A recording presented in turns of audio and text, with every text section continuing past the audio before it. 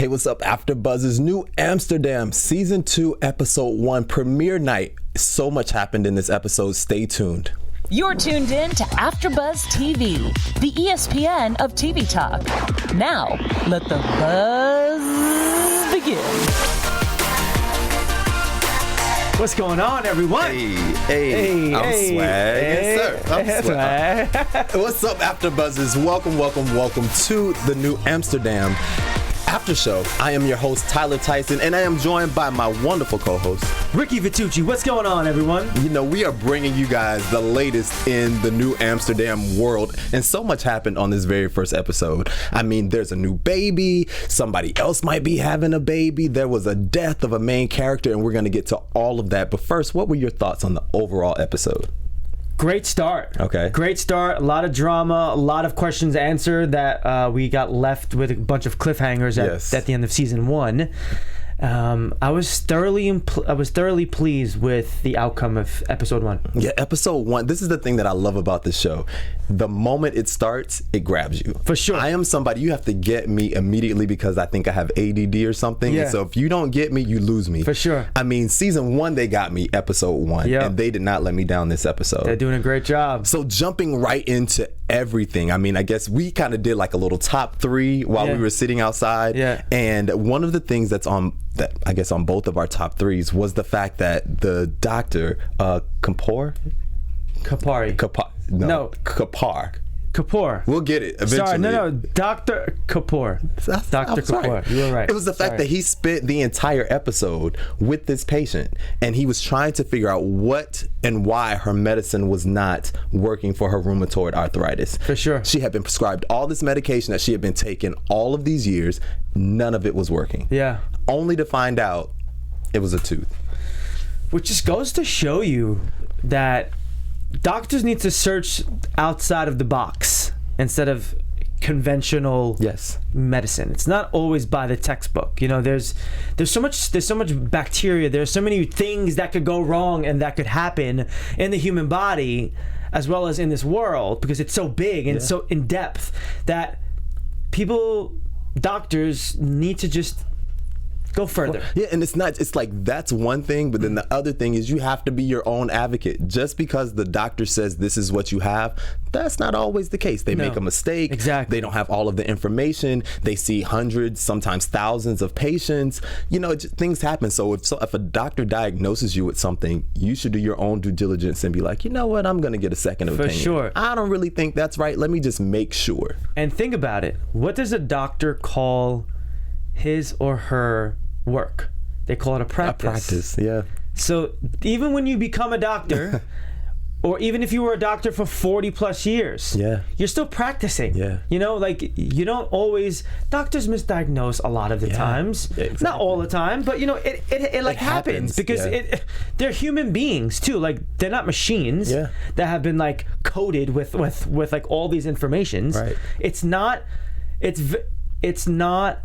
linear. Yeah. There's so many different other ways to be going on. Yeah. But what I did love is that he never gave up, though, because he had said in the episode, if I don't find it by the end of the day, I'll retire. Yeah. And he literally spent the entire day, like the sun was setting when he finally stumbled upon what the issue was. And I have yet to find a doctor that sorry, and I want to offend all of my doctors, but I have yet to find a doctor that works that hard, that says, you know what, I'm not leaving until I figure out what's wrong with you. A lot of times they will throw a pill at it, give you a prescription and send you on your way, and they're on to the next, or they're on to vacation, or they're on to wherever else. So I love how they've created these characters in the show, and all of these doctors, if you think about it, they're all the same. Okay. They're all very similar regarding going that extra 10 miles to find a cure or to find the root cause of what's really going on with the patient. That's every doctor. That's Max. That's Dr. Sharp. That's the psychologist. I mean, that's every doctor. They're so dedicated to the patient, which is how it should be when you go into that field, that they all do it. They all of that staff under Max is like he's molded the perfect doctor staff. I just love this entire group of individuals. Like you said, the way that the story is written, you are so connected to the characters. Now, I might not know all of their names because that's a lot of people, but every last one of them, I love every last one for a particular reason or another. Now, the doctor, once again, I just said I'm horrible with these names, but the doctor that had the moment with the intern. Oh man, I can't think of his name, but the thing that I love though is that he basically, without knowing anything about the intern, he had told the doctor that was under him, go ahead and fire him because he was late and he's been kind of not attentive to everything that's going on. Dr. Reynolds. Dr. Reynolds. He was like, every time I go, I look for this guy. I always have to find him. He's never on time. And Dr. Reynolds was like, oh, well, you have my permission to let him go. Only for that intern to then come and approach him while he's doing his operation and like plead his case. But he flexed on him too. He did. He said, I'm coming for your I'm coming for you. I am that good that I got the nicest hands. He goes.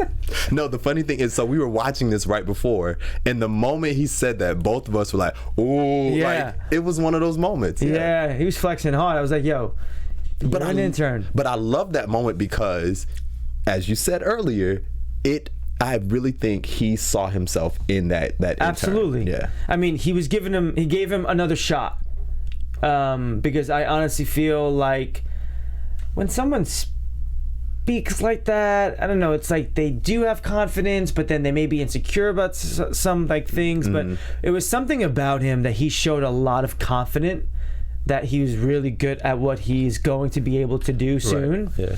And I just think that's just I think that's who Dr. Reynolds is. As you see again, all the doctor staff, the staff here under Max is like very caring and like they like giving second chances or going the extra mile or just they're giving their all. Well, see, giving it their all, right? Well, remember in season 1 though, first day one, he fired the entire cardiology department. Yeah. So I mean, he shook them. The people that were left are the people that supposedly care, and I think that's why we're seeing everyone have that same level of caring for their patients. Like they will just go the extra mile and then the extra mile for their patients. I believe he also fired Dr. Reynolds too. He did, because he was in that cardiology group, and Dr. Reynolds, I forget because it was season 1, but they had a moment.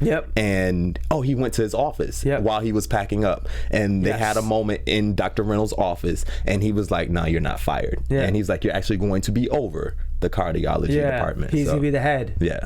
So I mean, but my point, they're cut from the same cloth. They're the same type of individual. They both care about their patients. They go above and beyond, and I think we're seeing Dr. Reynolds exhibit that same type of caring towards that intern. It's beautiful. It's a beautiful thing. That's a beautiful thing. So I have the biggest highlight in the entire show. I'm going to save it for a little bit later. All right. I just want to ask you, who is your favorite character on the show?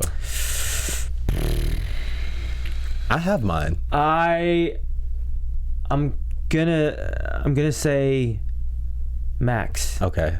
I'm gonna say Max because Max, I see myself in Max if I were a doctor. Okay.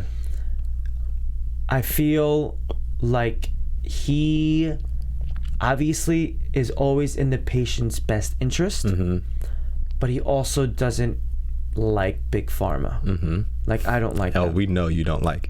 Listen, if y'all ever get to hang out with my buddy to my left, he will go in on big pharma for like 10 minutes. And facts. He is coming for big pharma. I'm spitting facts, and this is not a bash. It's just there's so much more to health than drugs, than a pill, and that's my only fight. It's not only that, and I feel like big pharma and the FDA and all that kind of stuff, they dictate the medical journal, and these poor doctors, they don't really know more than what they're taught. So they only know so much. But you're going to shed some light on that in our special segment, though. Right. Yes. Stay tuned. But the reason why I like Max is because he feels that way. He's fighting he's like, no, it's just in this episode. He was like, for one vial of insulin, it was $21 initially. Now it's over $250 for one vial. Like, how do you expect patients to get better if you want to feed them drugs? They don't.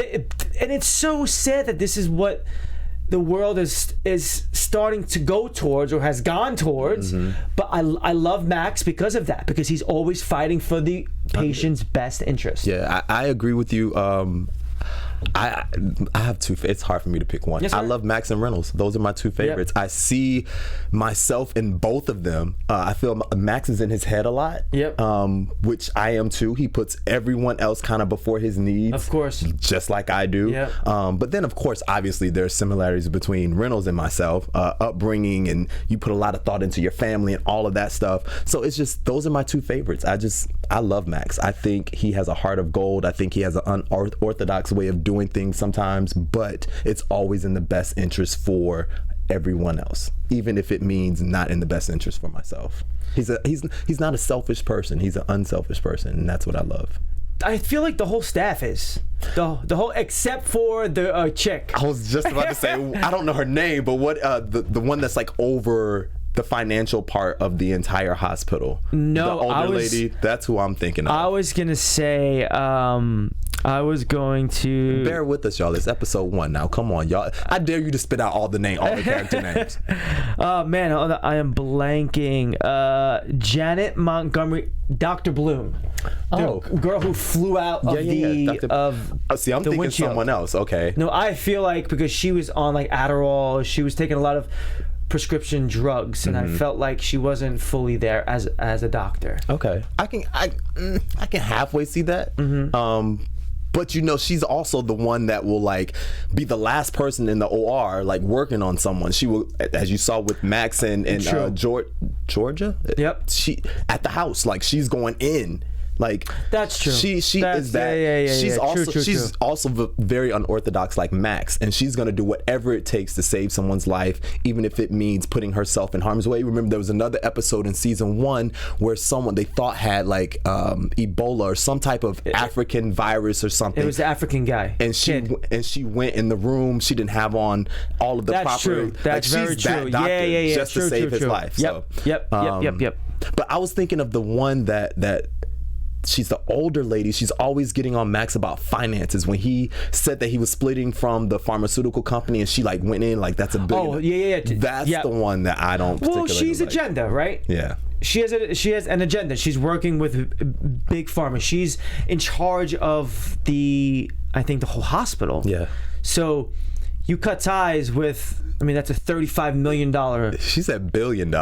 But their stuff. But they pay. I believe they pay like $35 million a year for this one. Oh, for the drug. Insulin. Yeah. So that's like, if you're the business. Yeah. That's how you have to take a look at it.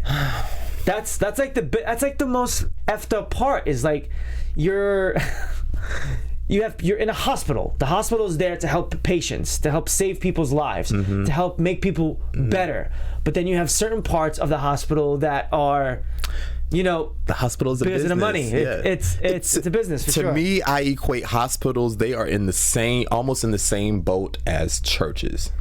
Because explain that. Well, because, I'm so interested. I always have an excuse because the church is supposed to be there to help the community, uplift people when they're down, be that beacon of hope when you're like really down and all of that. But at the end of the day, it's a business. So yeah, they want your money. Yes, they have to keep the lights on. Yes, they have to feed. All of that takes money. Hospitals to me are in the same boat. Yes, they're there to help. They're there to make us feel better. It's supposed to be this place where if you can't go anywhere else to get any type of, what's the word I'm looking for? You can't get any type of medical treatment. You can go to the hospital and get this done, but at the same time, it's a business. So at the same time, yeah, they are beholden to big pharma because they need that contract. They need to be able to like have that connection. It's all tied in together. And I don't feel like it should be. I feel like it should be about people's health. It should be, if someone needs something, we should be able to get them the health that they need and be done with it. It's unfortunate that it's not that way now because I feel as if it's population control. If everyone was sick, if everyone was taking longer to pass, I feel like this world would be overpopulated. So I feel like that is their Think about it. No, it's the truth. I'm sad because you're telling the truth. Think about it. Yeah. You know, the hospitals are there for people who are sick. They're there for emergencies. They are there to truly help people, but they're not there essentially to cure. True. You know what I'm saying? But, okay, so let's have some of the conversation. I know we have the special segment. You'll have to stay tuned for that. But some of the conversation that we had outside in the hall when we were talking about the reason why they throw a pill at a situation. The reason why, unfortunately, some doctors, some hospitals, some medical agencies are not really trying to find the root of the problem, because we need you to be on fill in the blank type of medication, because we need this cycle to continue. How the FDA, big pharma, hospitals, some of our politicians are all in bed together to keep this cycle going. Yep. They're not trying to heal anyone. It's a business for people to be sick. It is, but that's why I love Max and that whole staff, is because I feel, and if you pay attention to the words and their lines, they hint of like there's other ways to help these people besides a drug or a treatment. If you listen to all their verbiage, it's treatment or therapy. Yes. There's no you're cured, like if it's a bacteria, just to take an antibiotic and you're done. It's always, they always say treatments and therapies. Yeah.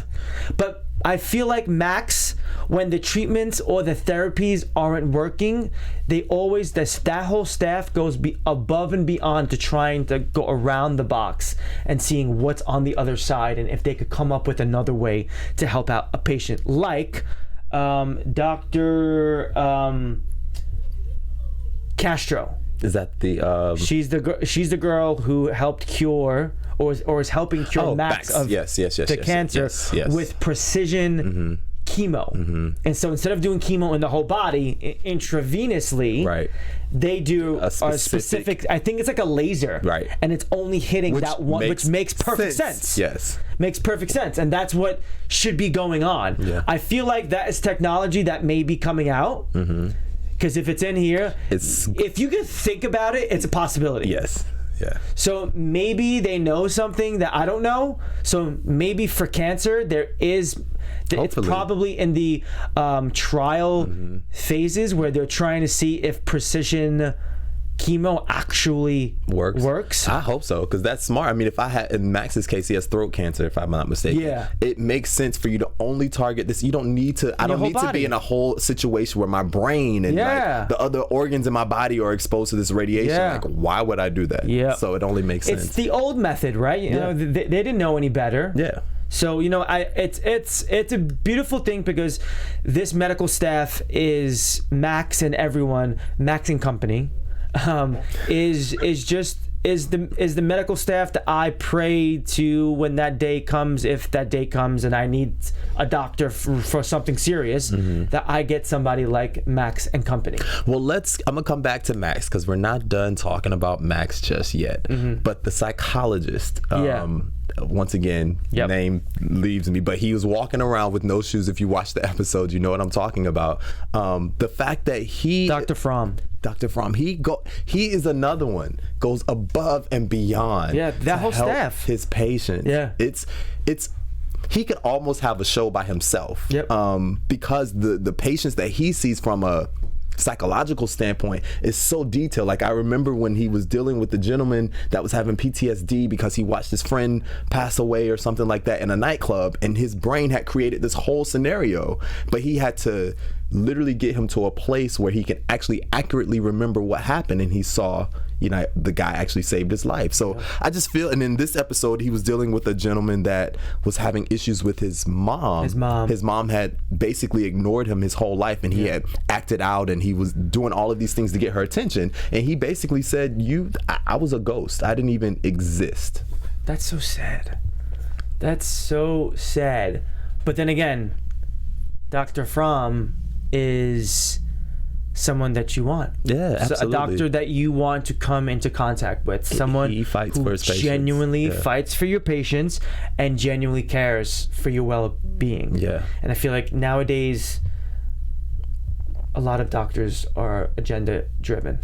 So Dr. Fromm also said in this episode with his husband that he wants another child. He wants to adopt another child. Right. They already have 3. Like 4. They have like 3 or 4. They have enough. And he wants another one. And they're already like juggling time and all of this other stuff. Smart idea. Yes or no? No.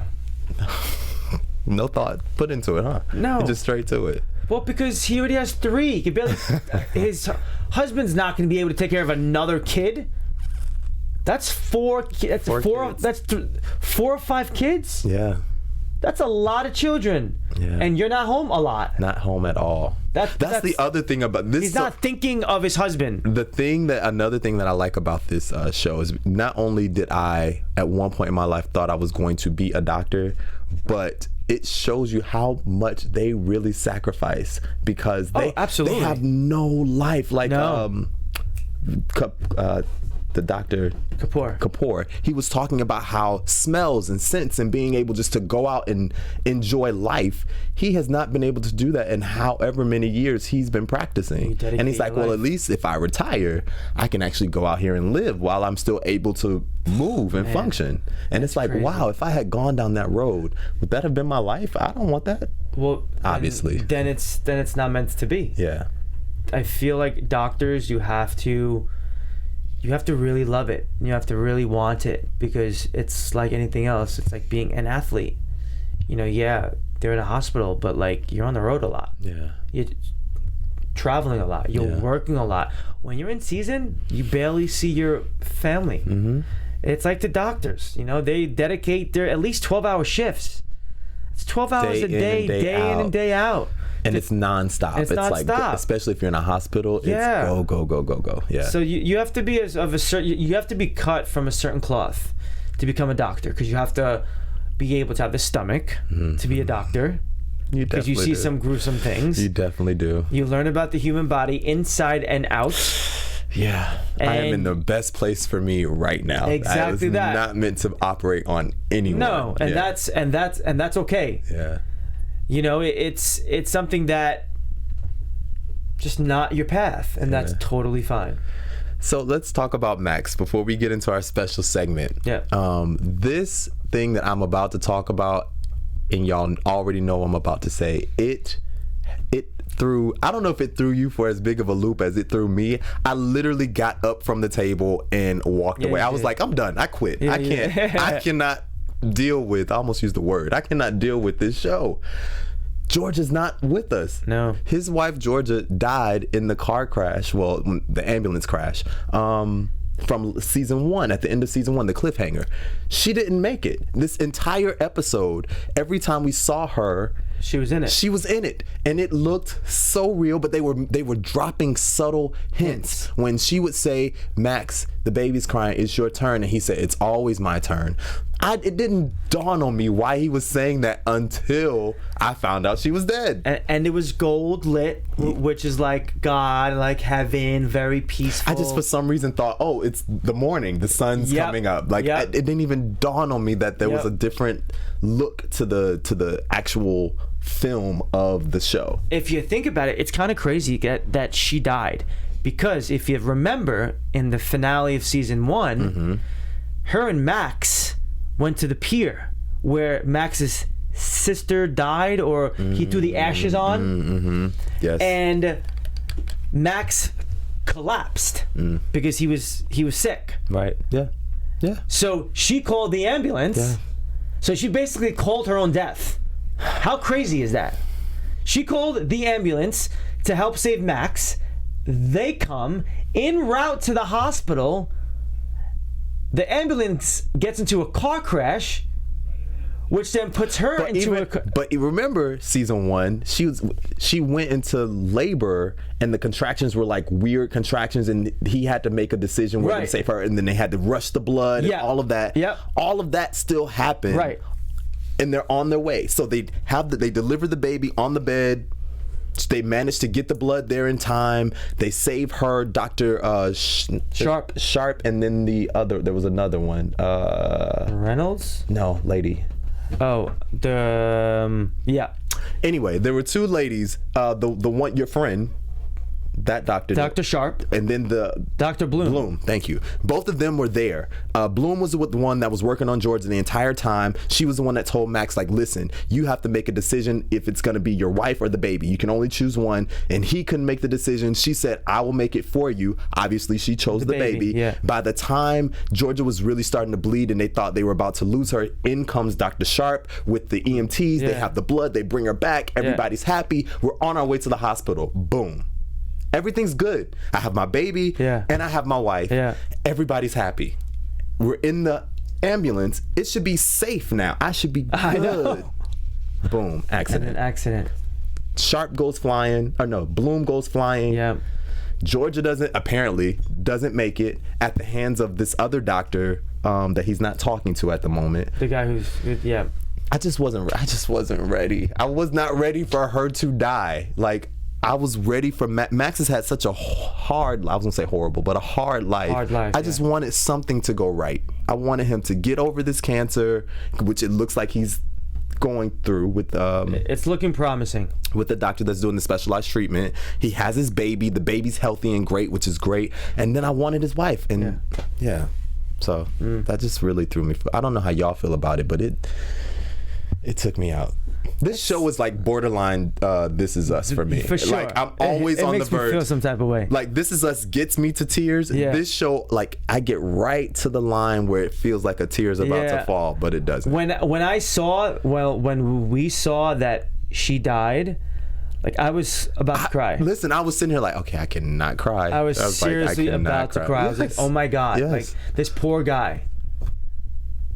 And I was wondering, why does he have the baby at work? That's the other thing. So the entire season, or the entire episode, in my mind, I'm like, okay, George is home. Yeah. Why are you taking the baby to work? The baby? Is she on bed rest? Is she not well? Like, what's happening? But I was like, you know what? Maybe he just wants the baby to be close. I'm going to just go with it. Still didn't think she was dead. No clue. Yeah.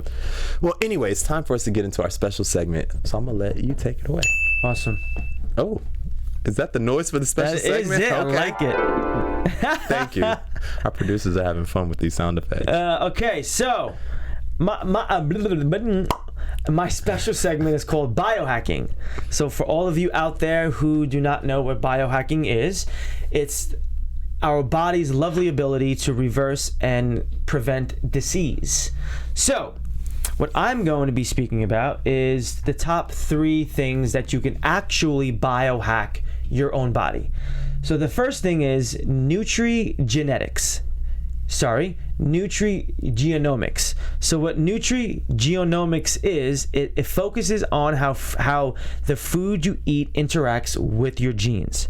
This popular, although controversial, type of biohacking is found on the idea that your body's total genetic expression can be mapped out and optimized by testing how different nutrients affect your health over time.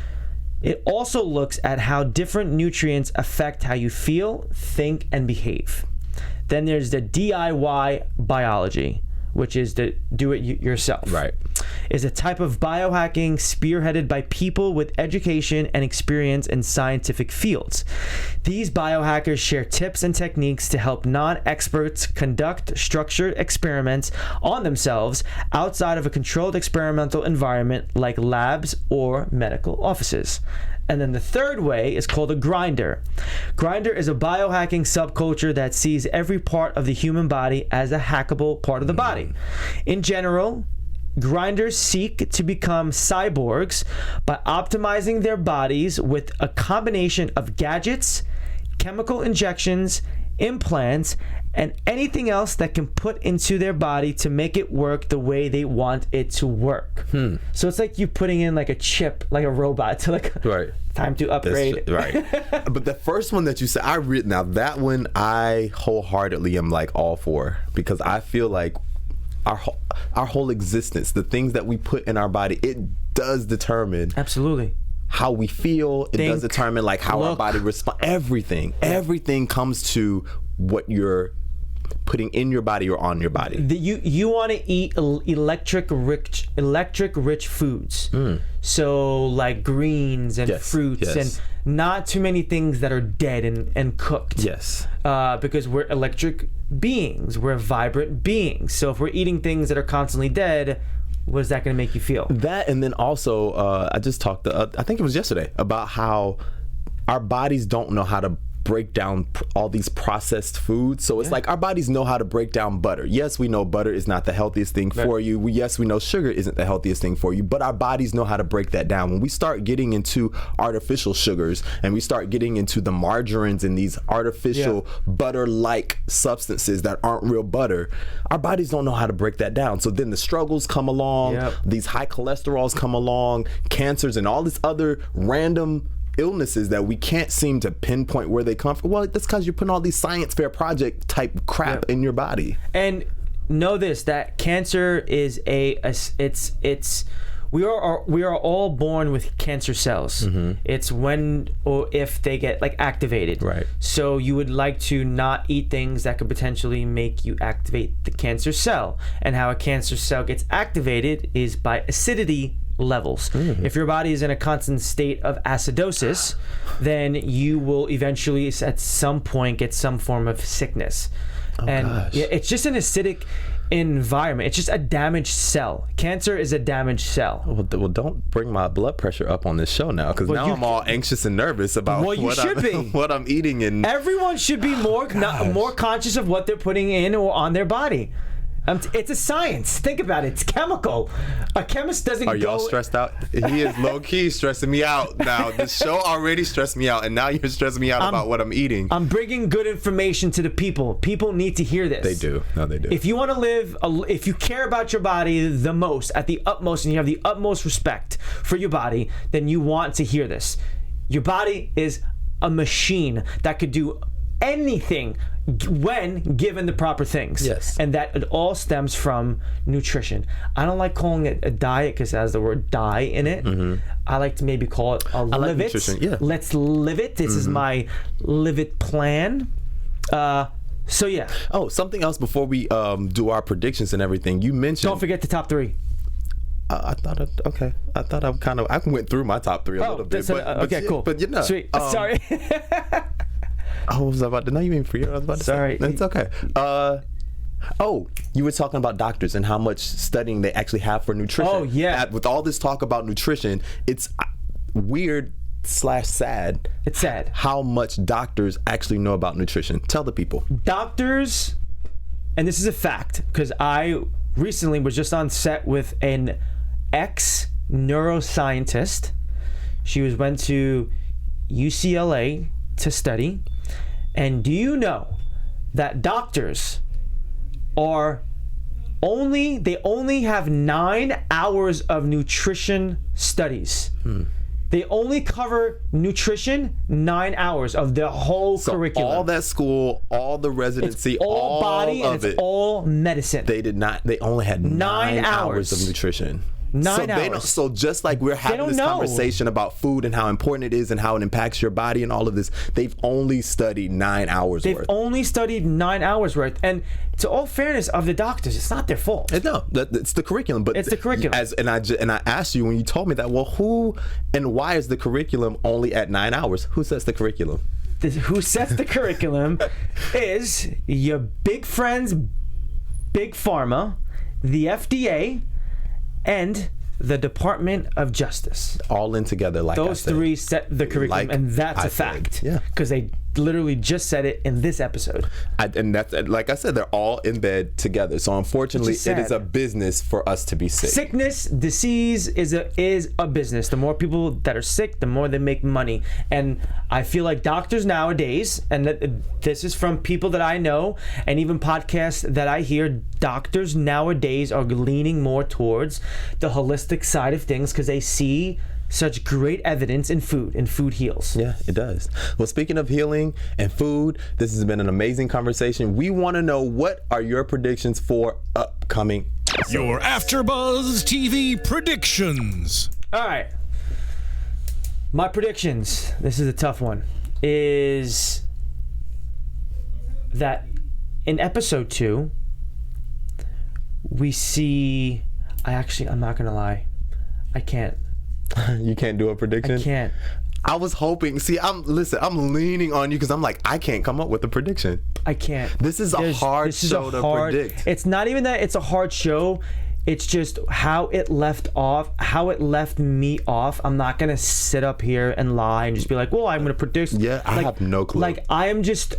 They just threw us for a loop. Yeah, like I honestly have no idea. The last 2 minutes of the episode was when we found out she was dead. Yeah. So they left us with, boom, the person that you've been watching this entire episode dead. That's how they left us. I got it. Here's my prediction. Dr. Sharp and Max, their little thing that everyone suspected, now that the wife is passed, I feel like at some point during this season, they're going to date and they're going to get together. Okay. That's my prediction. It just came to me. My minor little prediction is I don't want Reynolds and Evie, I think her name is, I don't want them to get married. I don't like them together. Really? Nope. I think they're so cute together. They might be cute, but I don't want them together. Why? I don't know. I just don't. Something about it isn't right. I feel like I don't know. I feel like he's going with it, but he's not all the way in. So do you think he still likes Bloom? We'll see. We'll see what happens in episode 2. So tell the people where they can find you and all of that great stuff. You can find me on all social media platforms at Ricky Vitucci. And of course, you can get your entire life following me on all social media at The Tyler Tyson. Make sure you guys jump in those comments. We will shout y'all out on the next show. Thank you so much for joining us. We will see you next week right here after AfterBuzz TV. Later, Our guys. founder, Keven Undergaro, and me, Maria Menounos, would like to thank you for tuning in to AfterBuzz TV.